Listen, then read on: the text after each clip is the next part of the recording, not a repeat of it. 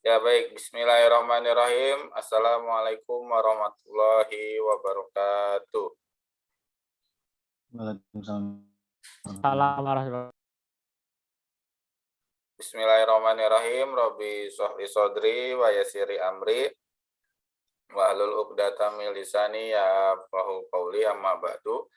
Pertama-tama marilah kita panjatkan puja serta puji syukur kehadirat Allah Subhanahu wa taala, yang mana berkat rahmatnya kita masih bisa diberikan kesehatan, masih diberikan kekuatan untuk bisa melaksanakan PJJ di hari Sabtu ini. Kemudian salawat dan salam marilah senantiasa kita curahkan kepada Nabi besar Muhammad Sallallahu Alaihi Wasallam.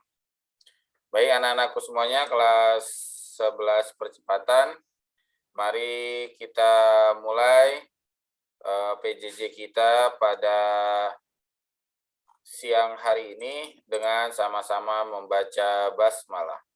Bismillahirrahmanirrahim. Baik, yang berikutnya, suara saya kedengaran nggak? Naila, suara saya kedengaran nggak? Kedengaran, Ya. Pak. Kemudian kalau wajah saya kelihatan apa enggak? Kelihatan, Pak. Kelihatan ya, oke baik, berarti udah aman. Baik, kita mulai PJJ kita di siang hari ini dengan berdoa terlebih dahulu. Yang pertama, kita memohon kepada Allah agar senantiasa diberikan ilmu yang banyak dan bermanfaat. Kemudian yang kedua, kita memohon kepada Allah agar senantiasa diberikan kesehatan. Dan kita doakan orang tua kita agar senantiasa panjang umur, sehat selalu, dan mendapat rezeki yang banyak. Kita baca surat Al-Fatihah terlebih dahulu.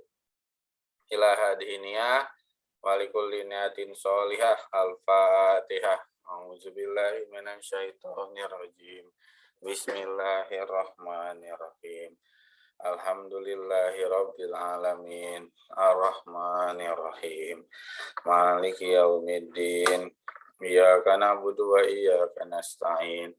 Ihdinas siratal mustaqim. Siratal ladzina an'amta 'alaihim ghairil maghdubi 'alaihim waladdallin. Amin. Oke, yang berikutnya ini udah pada makan siang belum? Udah ya? Apa belum? Zen udah makan siang belum, Zen?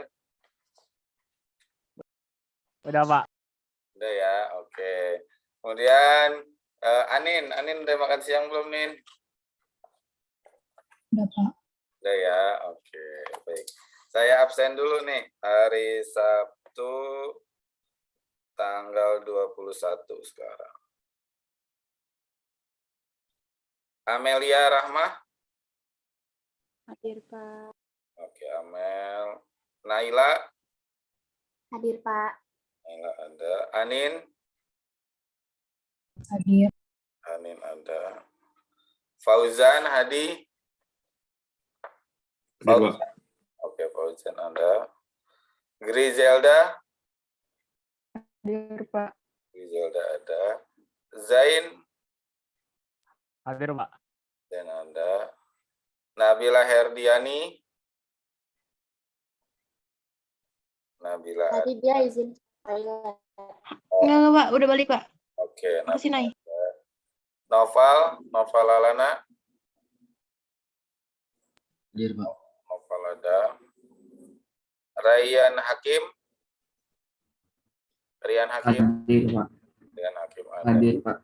Ya. Vira? Hadir, Pak. Vira ada. Felicia? Felicia? Hadir, Pak. Felicia ada. Kinan? Hadir, Pak. Kinan ada. Berarti alhamdulillah hadir semuanya ya. Ya baik. Hari ini kita akan menamatkan bab 3. Jadi hari ini kita tamatkan bab 3. Dan nanti kita ada pertemuan lagi tanggal berapa? Ada yang tahu?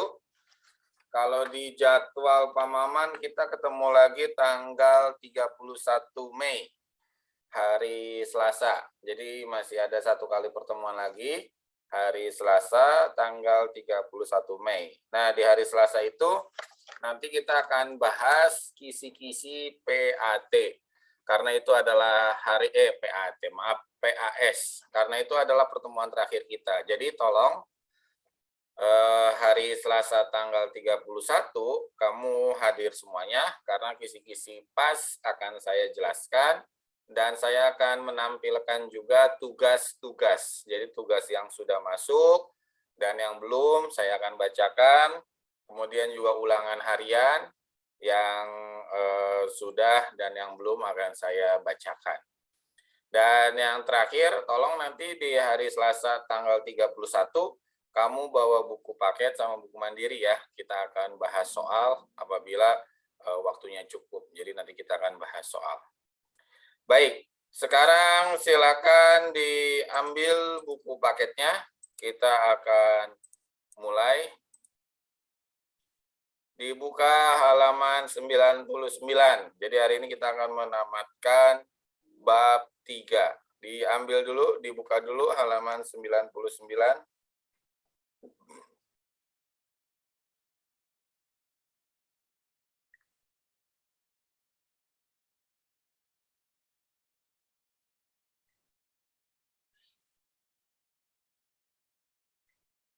Sudah diambil? Oke, hari ini kita akan membahas terkait tentang pengadilan atau tentang lembaga peradilan di Indonesia. Tapi sebelum itu saya akan menampilkan terlebih dahulu sebuah video. Video ini saya ambil dari YouTube sebagai stimulus atau pemancing dalam kegiatan belajar kita. Nah, ini yang pertama, ini ada di Indonesia. Ini saya ambil dari YouTube.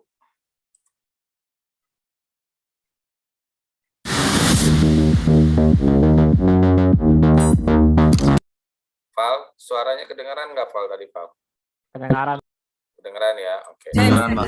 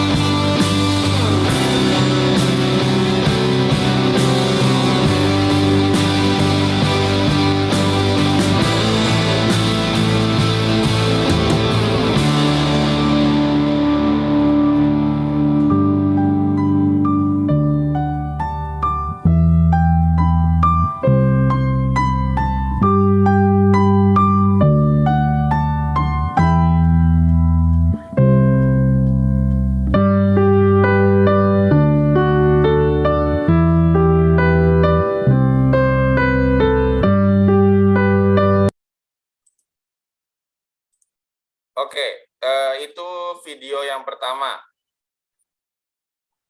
Coba saya mau nanya ke Fauzan. Fauzan, dari video tadi apa yang bisa kamu ambil hikmahnya, Jan? Dari videonya, Pak. Iya, dari video tadi, Jan. Itu kan sebenarnya kan tulisan-tulisan, tapi itu dari kisah nyata sebenarnya. Apa yang bisa kamu ambil dari video tadi?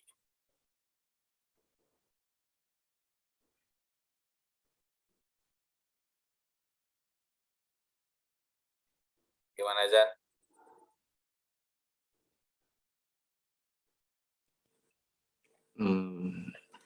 Apa dia kurang tahu Pak saya Pak. Oke. Jadi kurang perhatiin. Baik. Jadi dari video tadi itu ditampilkan ini dari kisah nyata nih sebenarnya. Ada seorang nenek yang terpaksa mencuri singkong. Jadi di samping rumahnya itu ada sebuah perkebunan yang dikelola oleh perusahaan besar. Nah, ketika sedang panen, singkong itu dia curi karena anaknya atau cucunya, di situ cucunya sedang membutuhkan makan. Karena dia tidak kerja, ngurus cucunya, sedangkan ibu dari anak tersebut tidak ada di situ. Nah, akhirnya dia mencuri singkong itu, ketahuanlah oleh mandor perusahaan. Mandor itu pengawas lah. Akhirnya dilaporkan ke polisi, diproses sampai di pengadilan. Dan di pengadilan, hakim menyatakan itu salah. Tapi hakim melihat dari sisi kemanusiaan yang lain, bahwasanya nenek tersebut melakukan hal itu karena memang terpaksa, tidak ada semacam niatan untuk melakukan perbuatan jahat. Itu hanya karena terpaksa agar cucu-cucunya bisa makan. Nah, disitulah kemudian hakim menggunakan hati nuraninya. Nah, itu video yang memperlihatkan bagaimana hukum di Indonesia itu memang harus ditegakkan sesuai dengan hati nurani. Jadi ketika nanti kamu jadi hakim atau pengacara, pakailah hati nurani. Jadi jangan melihat orang dari baik atau salah. Tapi lihatlah ada apa ataupun kenapa dia melakukan perbuatan tersebut. Nah, itu efek dari video itu. Yang berikutnya ini video yang kedua nih. Ini video yang asli juga ini, tapi dari Amerika, dari luar negeri. Kita akan lihat. Thank you. Good morning, sir. Good morning, Judge. Mr. Carrera, you are charged with a school zone violation. Beg pardon? You are charged with a school zone violation, which means that you were exceeding the speed limit in a school zone. I don't drive that fast, Judge. I'm 96 years old and I drive slowly and I only drive when I have to. I was going to the blood work for my boy. He's handicapped. You were taking your son to the doctor's office? Yeah, I take him for blood work every 2 weeks because he's got cancer. You are a good man. You are a good man. You really are what America is all about. Here you are in your 90s, and you're still taking care of your family. That's just a wonderful thing for you. Well, how old is your son? 63. Yeah. And Daddy's still taking care of him, right? I only drive when I have to. Yeah. You see that young man over there? That's my son. Now, he's looking at me saying, Dad, when you're in your 90s, you're going to be driving me around. Listen, sir, I wish you all the best. I wish the best for your son, and I wish you good health, and your case is dismissed. Good luck to you, and God bless you. Thank you.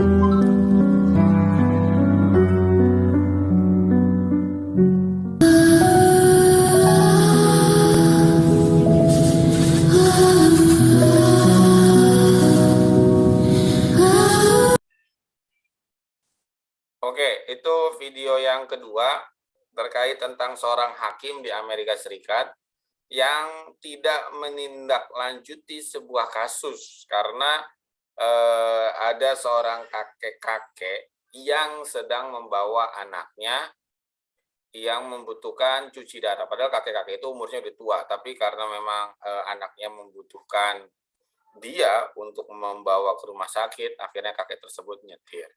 Nah, di situ bisa dilihat bahwasanya hukum itu tidak selalu senantiasa tajam, tapi ada sisi-sisi kemanusiaan yang memang harus dipikirkan atau yang harus diperlihatkan. Dan ketika hakim menangani sebuah kasus atau sebuah perkara, pasti akan ditanyakan terlebih dahulu latar belakangnya. Sebagai contoh, ini sebagai contoh nih, kita studi kasus aja. Contoh misalkan saya nanya mau ke Noval. Ya, Pak. Misalkan Noval jadi hakim nih, Nah, Noval sedang menangani kasus pencurian. Jadi ada, ini contoh ya, misalkan Zain mencuri di Indomaret gara-gara dia dan istrinya belum makan selama 3 hari. Akhirnya mencuri di Indomaret. Nah, Noval kalau jadi hakim, Noval akan ngapain, Val? Ya, Pak. Misalkan Noval jadi hakim nih. Bukan, Pak, maksudnya pertanyaannya tadi apa? Pertanyaannya misalkan Zen karena 3 hari nggak makan, nggak punya uang, akhirnya mencuri. Ya, terpaksa mencuri. Nah, Noval sebagai hakim akan ngapain? Apakah tetap menghukum Zen atau membebaskan atau melakukan apa gitu? Gimana ya? Karena itu bersifat terpaksa ya, Pak. Kalau bersifat terpaksa sih iya, tapi kalau misalnya dengan sengaja gimana ya, nggak boleh gitu. Kalau misalnya bersifat terpaksa. Kalau misalnya tadi karena Zen sama istrinya udah 3 hari nggak makan, lapar, Noval akan ngapain sebagai seorang hakim? Boleh. Ya, boleh. Boleh apaan, Val? Ya, boleh, Pak. Boleh dibebasi. Oh, dibebaskan. Tapi kalau memang kebiasaannya ngambil, Noval akan menghukum nggak? Misalkan bukan karena terpaksa, tapi karena biasa ngambil atau mencuri, gimana? Bagaimana, Pak? Kalau bukan karena terpaksa atau karena kebiasaan, biasa mencuri. Nah, Noval sebagai hakim ngapain, Val? Ya, mau nggak mau Pak. Dihukum? Iya. Oke, terima kasih, Noval. Baik, itu tadi tentang peradilan yang sebagai stimulus. Jadi di Indonesia itu ada yang namanya lembaga peradilan. Nah, lembaga peradilan itu, saya akan share screen dulu. Ini juga sudah saya kirim ke GCR. Nah, lembaga peradilan ini adalah sebuah lembaga yang memang di dalamnya sebagai penentu atau sebagai garda terdepan di dalam menegakkan hukum. Nah, untuk sistem peradilan sendiri, sebenarnya tidak hanya hakim yang menjadi garda di dalam penegakan hukum. Jadi masih ada polisi, kemudian nanti ada jaksa, kemudian nanti ada pengacara. Nah, semuanya itu akan saling berusaha untuk menegakkan keadilan di Indonesia. Karena sistem peradilan di Indonesia ini hampir mirip seperti sistem peradilan di negeri Belanda. Kalau di Belanda dengan di Indonesia itu sama, ada hakim, ada jaksa, kemudian ada pengacara. Nah, berbeda dengan di Amerika Serikat yang tadi kita tonton. Kalau yang di Amerika Serikat itu biasanya ada tambahan yang namanya juri. Juri itu sebagai perwakilan dari masyarakat yang nanti akan menentukan apakah seseorang itu benar atau tidak. Nah, sebagai contohnya, saya akan menampilkan tentang keadaan pengadilan yang ada di negara Indonesia. Ini ada sebuah gambar.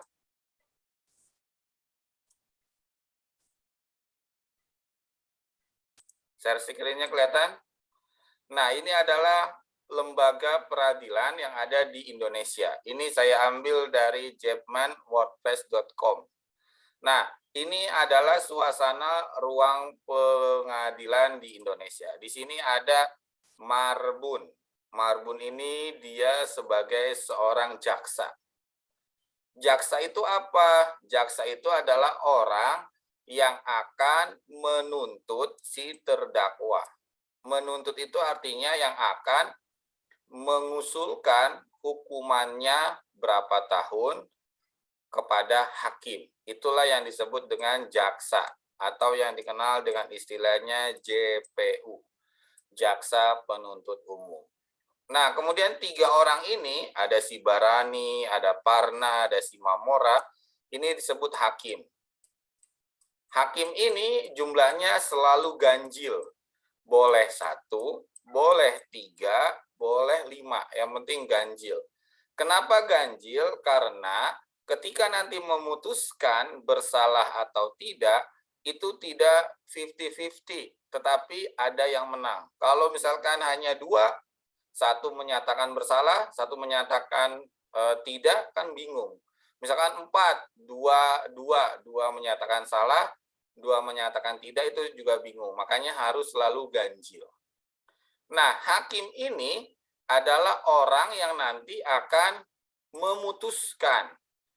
Jadi hakim ini adalah orang terakhir yang akan memutuskan si terdakwa ini benar atau salah. Dan hakim pula lah yang akan menjatuhkan sanksi. Jadi ketika palu sidang sudah diketok, maka itu sudah berkekuatan hukum. Misalkan ini terdakwa namanya, misalkan ini terdakwanya namanya Poltak. Nah, Poltak ini misalkan karena terbukti akhirnya dihukum hukumannya seumur hidup. Maka Poltak tidak bisa protes, dia harus menerima. Karena itu sudah keputusan hakim. Nah, kalau dia ingin protes, maka harus ke pengadilan berikutnya. Karena yang namanya pengadilan itu ibarat tangga, bersusun ke atas. Jadi kalau ada yang mau protes, bisa. Karena setiap orang awal mulanya nanti akan diadili di pengadilan negeri. Pengadilan negeri ini adanya di tingkat kabupaten kota madya. Kalau dia protes, nanti bisa diadili di pengadilan tinggi, ini tingkat provinsi. Nah, kalau mau protes lagi, bisa di Mahkamah Agung. Nah, nanti ini akan kita bahas di slide berikutnya. Kemudian yang sebelah sini, sebelah kanan kamu, ini namanya pengacara. Di sini ada si Tompul, ada Panjaitan kan namanya. Nah, ini pengacara nih. Jadi dialah yang akan membantu si terdakwa. Kayak gitu. Nah, pengacara inilah yang kemudian nanti akan memberikan bantuan hukum. Makanya, kalau kamu tahu Hotman Paris, kemudian Ruhut Sitompul, kemudian ada beberapa pengacara terkenal di Indonesia, itu bayarannya tidak lagi bulanan atau setiap kasus. Tapi ketika ada orang yang mau menggunakan jasa, misalkan kayak Hotman Paris, itu hitungannya per jam. Per jam misalkan dibayar 5 juta. Kalau pengadilannya 3 jam, ya tinggal dikali 5 juta aja. Itu sehari. Karena kalau pengadilan ini biasanya tidak hanya sehari, bisa 1 bulan. Kayak gitu. Felicia pernah nonton yang kasus Mirna kopi sianida nggak? Pernah Pak, tapi udah lupa banget. Iya, itu kan ditayangin di televisi sampai berhari-hari kan. Nah, coba kamu bayangin saja ketika pengacaranya itu dibayar per jam, berarti tinggal dikalikan saja. Makanya pengacara itu kalau yang sudah sukses itu pendapatannya besar sekali. Dan tidak aneh ketika misalkan Hotman Paris punya mobil sport Lamborghini, karena memang pendapatannya segitu. Itu yang namanya pengacara, atau yang biasa disingkat PH, penasehat hukum. Nah, sebelum masuk ke pengadilan, maka nanti akan diproses dulu di kepolisian. Ini polisi ini. Polisi inilah sebagai garda terdepan di sebuah pengadilan, karena polisilah yang nanti akan melakukan penyelidikan awal. Nanti akan kita bahas di slide setelah ini.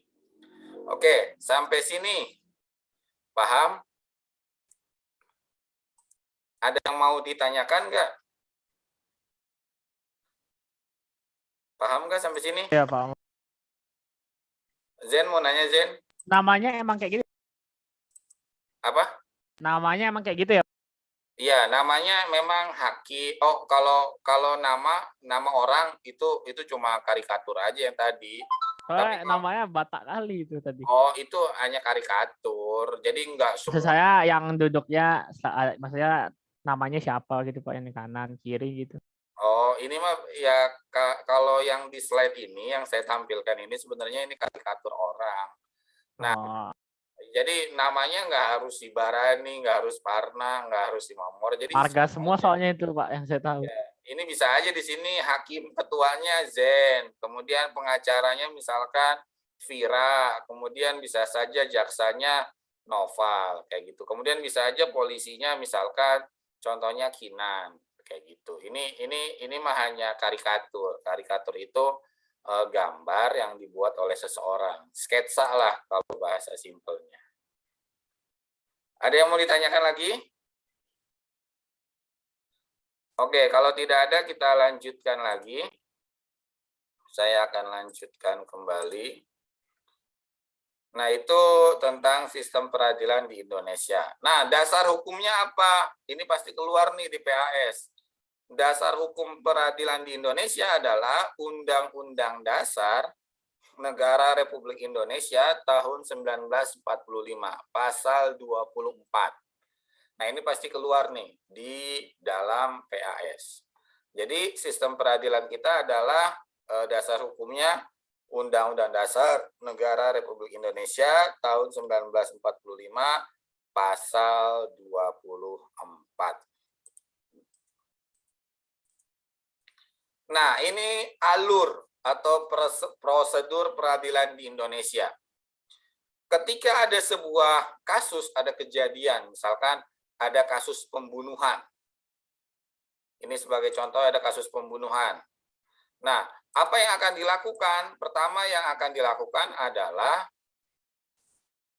adanya penyelidikan dari kepolisian. Jadi polisi akan melakukan penyelidikan. Apa itu penyelidikan? Penyelidikan itu adalah sebuah tindakan yang dilakukan oleh polisi untuk mencari tahu apakah kejadian itu ada unsur pidananya atau tidak. Jadi tidak semua tindakan dilakukan ada unsur pidana. Contohnya misalkan, ini contoh ya, ini contoh misalkan. Kamu pernah ngedengar ada seorang anak yang menuntut ibunya ke pengadilan hanya gara-gara tentang warisan? Pernah ngedengar nggak?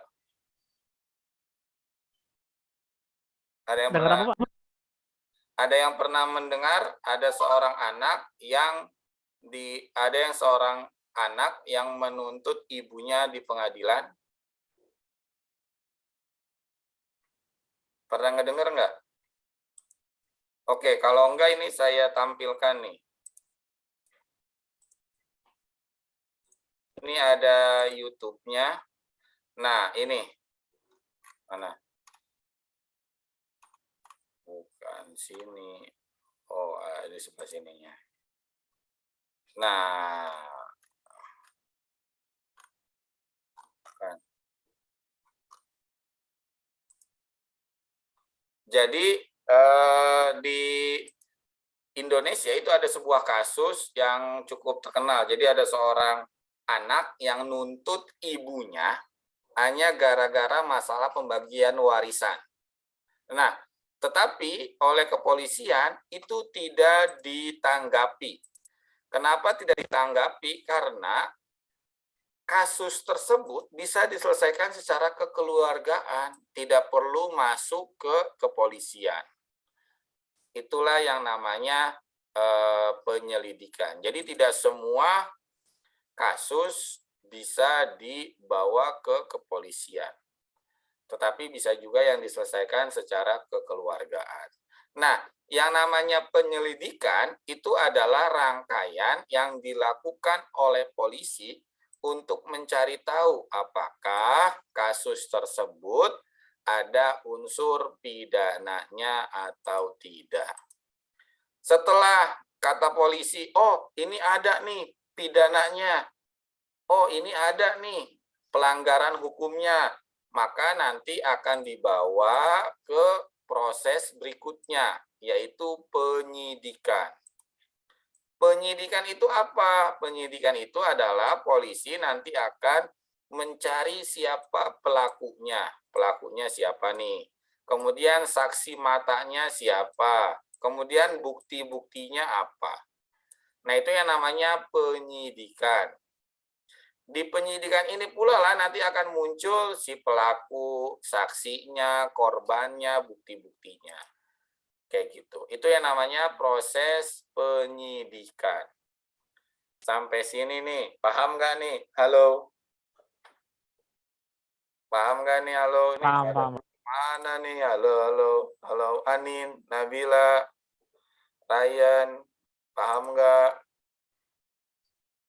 Jadi itu bedanya penyelidikan sama penyidikan. Jadi kalau penyelidikan, ini proses awal yang dilakukan oleh polisi untuk mencari tahu apakah kasus tersebut ada hukum pidananya.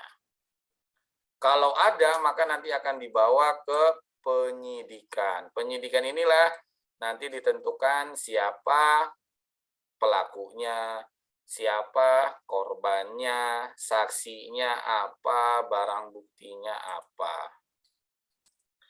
Setelah sudah lengkap, ketemu pelakunya siapa, korbannya siapa, kemudian barang buktinya apa, saksinya siapa, nanti akan dibawa ke kejaksaan.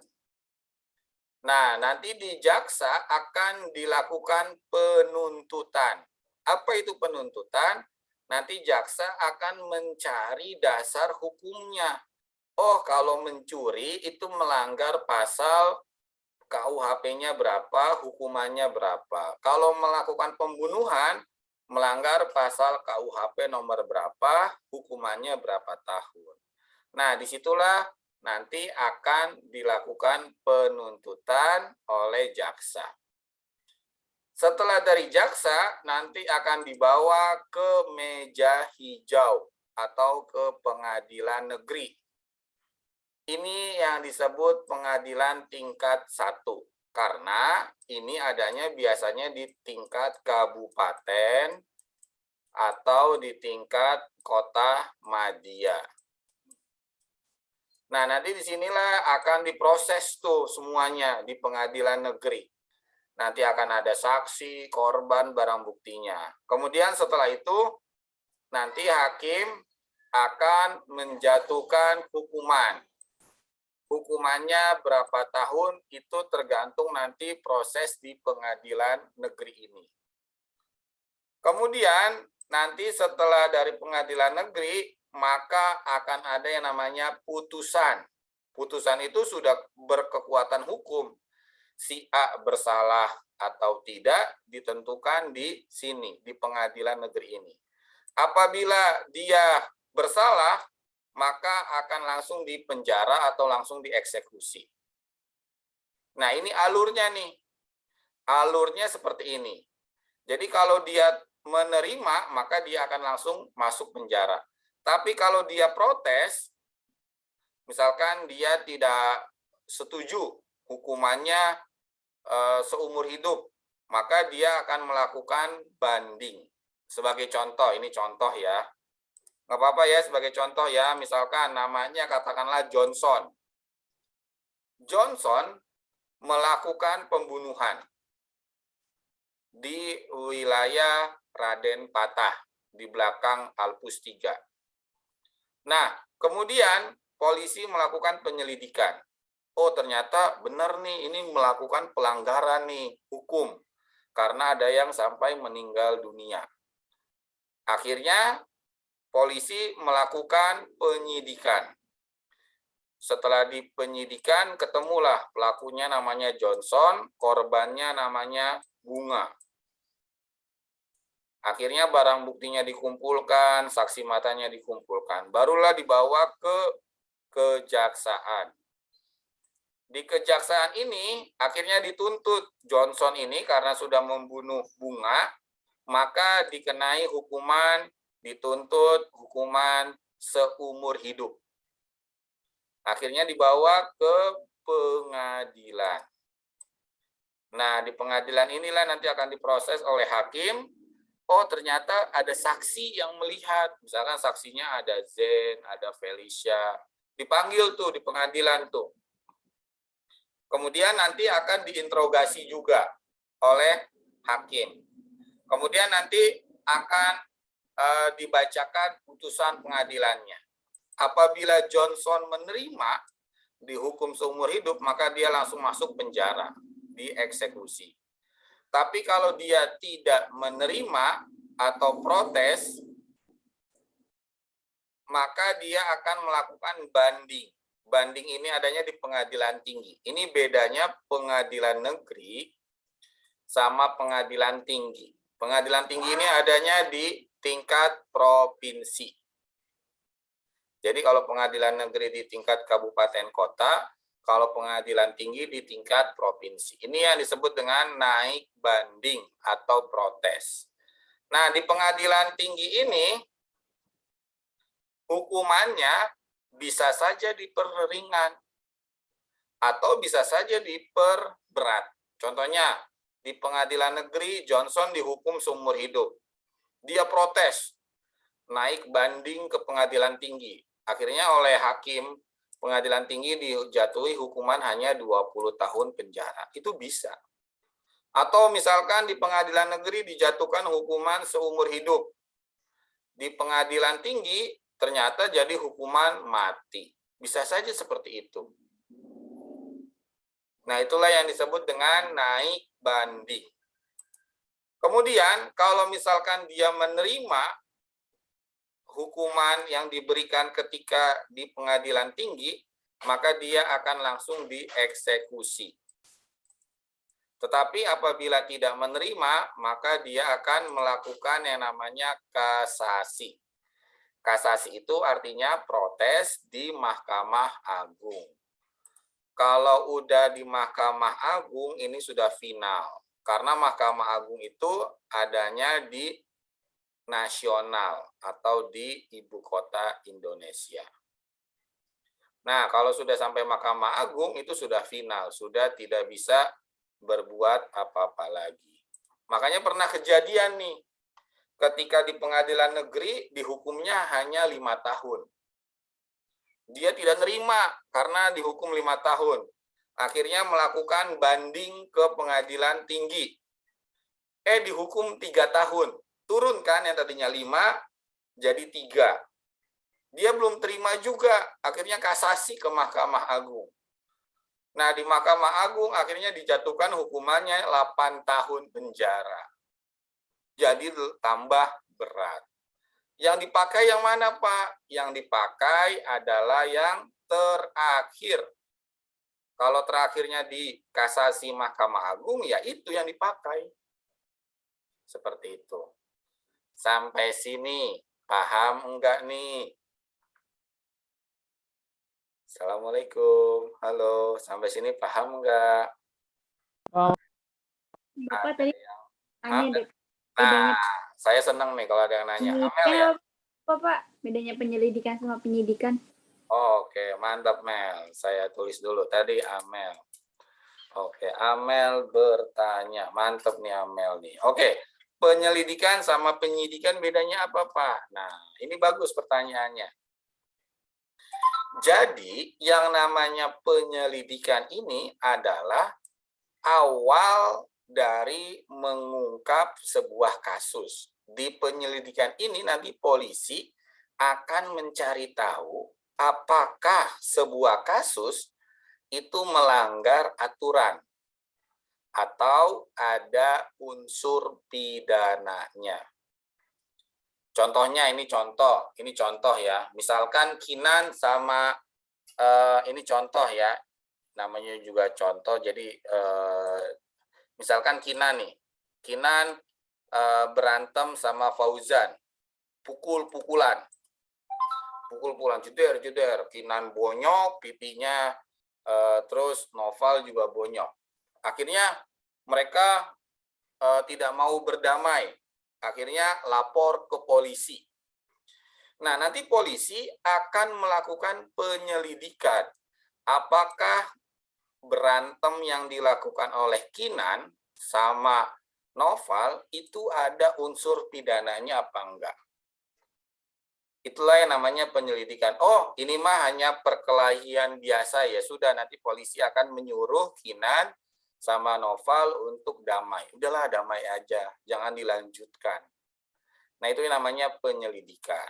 Jadi penyelidikan itu adalah proses awal untuk menentukan apakah sebuah kasus ada unsur pidananya atau tidak. Nah, kalau memang ada, maka nanti akan langsung masuk ke penyidikan. Di penyidikan inilah nanti akan dicari pelakunya siapa, barang buktinya apa, saksinya siapa, korbannya siapa. Jadi di penyidikan ini sudah berada di ranah yang lebih dalam lagi. Kalau penyelidikan itu hanya mencari tahu, kalau penyidikan itu sudah sampai terperinci. Kapan peristiwanya, jam berapa, di mana, itu semuanya dilakukan di penyidikan. Jadi, begitu ya. Sampai sini, ada lagi yang mau bertanya? Saya senang kalau ada yang mau bertanya. Satu ini, Pak. Itu ya, kalau misalnya ditangkap polisi, tapi langsung masuk penjara tuh bisa nggak, Pak? Tanpa pengadilan gitu. Oke, pertanyaan Zen bagus nih. Saya tulis dulu. Zen. Oke. Di aturan negara Indonesia itu nggak bisa seseorang tanpa tahu apa salahnya, tahu-tahu langsung masuk penjara. Nggak boleh. Jadi alurnya harus seperti ini, dari penyelidikan, penyidikan, penuntutan, pengadilan, putusan, sampai ke tingkat akhir. Jadi alurnya harus seperti ini. Kalau ada polisi yang langsung main tangkep, masuk penjara, nah kamu bisa protes. Karena sekarang di Indonesia, hukum itu sudah betul-betul sangat bagus. Kan pernah ada kejadian tuh, misalkan ada polisi yang nakal, itu langsung diproses oleh atasannya. Ataupun misalkan ada main tangkep aja, tanpa ada bukti-bukti, nah itu pun bisa dilaporkan balik. Makanya di kepolisian ada yang namanya, kalau kamu pernah lihat polisi yang di tangan kanannya ada tulisan PM warna biru, pernah ngeliat nggak? Atau provos? Pernah. Provos. Yang baret biru kan, Pak? Nah, provos, baret biru. Pinggangnya putih. Nah, itu adalah polisinya polisi. Jadi kalau ada polisi yang nakal, laporin aja ke dia nih.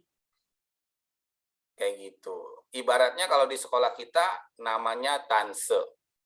Jadi ketika ada sebuah kasus tidak melewati alur seperti ini, maka akan bisa dinyatakan salah.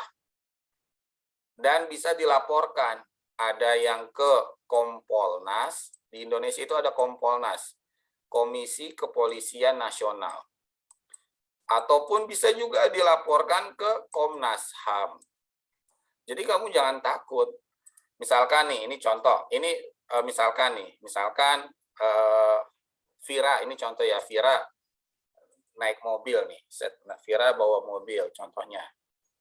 Kemudian di perempatan UAI diberhentikan oleh polisi. Kemudian Vira kan buka kaca tuh. Selamat sore Bu Vira, kata polisi. Kemudian Vira bilang, iya selamat sore Pak. Ibu melanggar, kemudian harus ditilang 100.000. Nah, nanti Vira boleh nanya, saya melakukan kesalahan apa ya Pak ya? Oh, Ibu tidak pakai seat belt. Oh, ini Pak, saya pakai kok. Gitu. Ataupun Ibu melanggar lampu merah. Oh, enggak Pak, itu masih hijau kok buktinya ini. Nah, jadi kamu bisa memberikan jawaban. Jadi jangan sampai takut terlebih dahulu. Ketika kamu benar, kamu harus yakin. Tapi ketika salah, misalkan lampu merah nih, Vira terobos, gitu. Nah, diberhentikan polisi, ya Vira harus ngaku salah. Iya Pak, saya memang nerobos lampu merah, saya siap ditilang, kayak gitu. Jadi kalau yang namanya hukum, itu sebenarnya aturannya sudah jelas. Jadi kamu jangan takut dan jangan khawatir. Selagi kamu benar, pasti akan dibantu atau akan dipermudah. Karena di Indonesia ini, menurut saya pada masa Pak Jokowi, hukum itu betul-betul dijaga lah. Jadi tidak ada lagi yang namanya main hakim sendiri atau hukum yang berat sebelah. Hukum berat sebelah itu ibarat pisau. Kamu pernah lihat pisau di dapur kan? Pisau itu kan begini nih. Ini pisau nih, set. Ya kan? Nah, ini gagangnya nih. Pisau itu kan tajam yang sini kan? Tajam nih. Tumpul bagian atas kan? Nah, jangan sampai kayak pisau. Tajam ke bawah, ke rakyat kecil tajam, sedangkan ke atas, ke rakyat ataupun masyarakat kaya itu tumpul. Enggak. Jadi kalau sekarang hakim ataupun hukum sudah betul-betul adil. Yang salah dinyatakan salah, yang benar dinyatakan benar. Sampai sini paham? Ada yang mau ditanyakan lagi? Oke, kalau tidak ada saya lanjutkan lagi. Itu alurnya ya, ini pasti keluar nih di PAS. Dan nanti kamu kalau masuk fakultas hukum, ya pasti akan membahas hal ini. Misalkan ada yang ingin jadi hakim, jadi jaksa, jadi pengacara, pasti akan seperti ini. Alurnya, pasti akan belajar tentang ini. Dan jangan salah, profesi hukum di Indonesia, menurut pengamatan saya, salarinya atau gajinya itu besar. Yang namanya hakim, itu gajinya di atas 20 jutaan. Yang namanya jaksa juga sama. Tapi tergantung gimana pangkat ya, atau golongan. Jadi kalau masih baru, masih muda, ya pasti kecil, tetapi kalau golongannya sudah tinggi, ya gajinya pun akan tinggi. Polisi juga sama, gajinya sekarang udah besar, seperti itu. Jadi kalau nanti kamu punya cita-cita jadi polisi, jadi hakim, jadi jaksa, jadi pengacara, menurut saya itu cita-cita yang bagus untuk menegakkan hukum di Indonesia. Ada lagi yang mau ditanyakan? Oke, kalau tidak ada saya mau nanya nih, Kinan. Ya, Pak. Oke, Kinan. Tadi saya ngomong pengacara.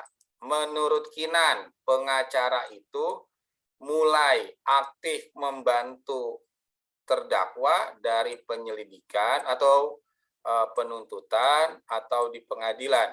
Menurut Kinan, dari mana pengacara mulai bekerja? Oke, Bapak, 3 yang tadi penyelidikan, atau gini aja, dari alur atau prosedur yang di sini, pengacara itu mulai aktif atau mulai bekerja di mana? Pengacara membantu si terdakwa. Itu mulai aktif, mulai melakukan pengawalan atau mulai melakukan pendampingan dari mana? Oke, dari pengadilan ya, Pak. Pengadilan, oke. Nah, pengacara, kenapa dibutuhkan pengacara? Karena untuk memberikan bantuan hukum. Tidak semua masyarakat Indonesia itu memahami tentang hukum. Makanya perlu pendampingan. Nah, pengacara akan mulai aktif sebenarnya dari sini. Dari mulai ketika adanya si tersangka, yaitu dari kepolisian dari sini, penyidikan. Misalkan ini contoh Johnson ditetapkan sebagai tersangka oleh polisi. Maka pengacara sudah mulai aktif di sini melakukan pendampingan terhadap Johnson sampai akhir nanti di pengadilan. Jadi pengacara itu kerjanya enggak simple, tetapi cukup berat dari awal sampai akhir. Oke, terima kasih Kinan. Ini tinggal berapa menit lagi waktunya? Oke, waktunya kalau di handphone saya tinggal 2 menit lagi. Ini sudah saya kirim ke GCR ya. Ini adalah lembaga peradilan di Indonesia. Ada lembaga umum, peradilan umum. Ini untuk kasus-kasus kriminal. Ada lagi peradilan agama untuk perceraian, kemudian harta waris. Kemudian ada peradilan militer. Ini untuk tentara yang melakukan pelanggaran. Kemudian ada lagi peradilan tata usaha negara. Contohnya nih, Mel,